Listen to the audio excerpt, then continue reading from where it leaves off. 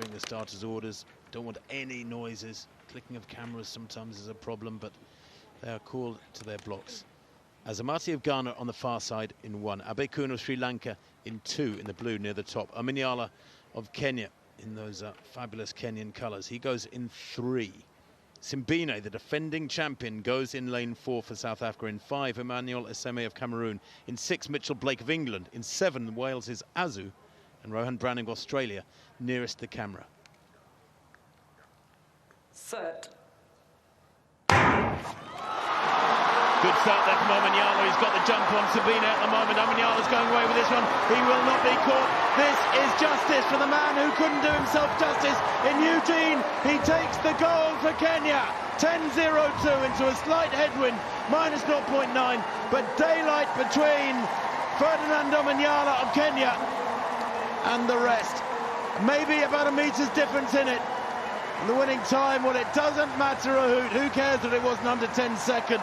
It was brilliant running at the start. He got out of the block so well, put the others under pressure, and Omanyala has gold. And we talk about the Kenyans being the long-distance specialists. They dominate at cross-country. They're great at steeplechase, 5,000, 10,000. This guy is from the other end of the distance spectrum.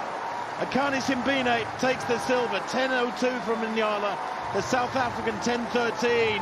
I think a tinge of disappointment of those features. He was well beaten, but he does take the silver. And Yupun Abeykoon of Sri Lanka, a bronze medal, 1/100th behind Simbine. And Azamati of Ghana, the unlucky Commonwealth history, 9th fastest man ever from anywhere around the planet. 9.77 he ran in the middle of September last year.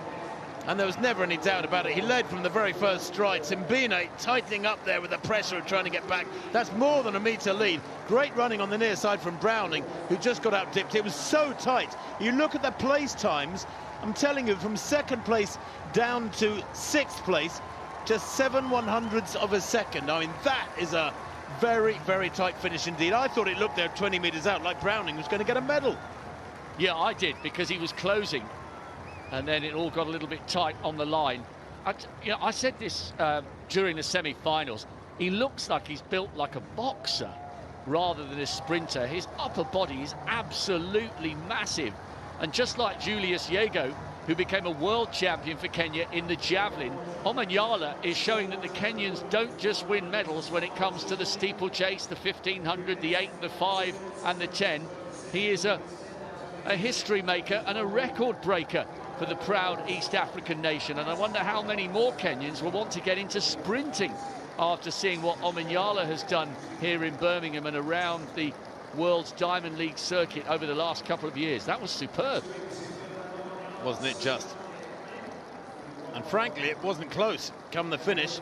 10.02 to 10.13. That's a metre and more, the speed they're moving at.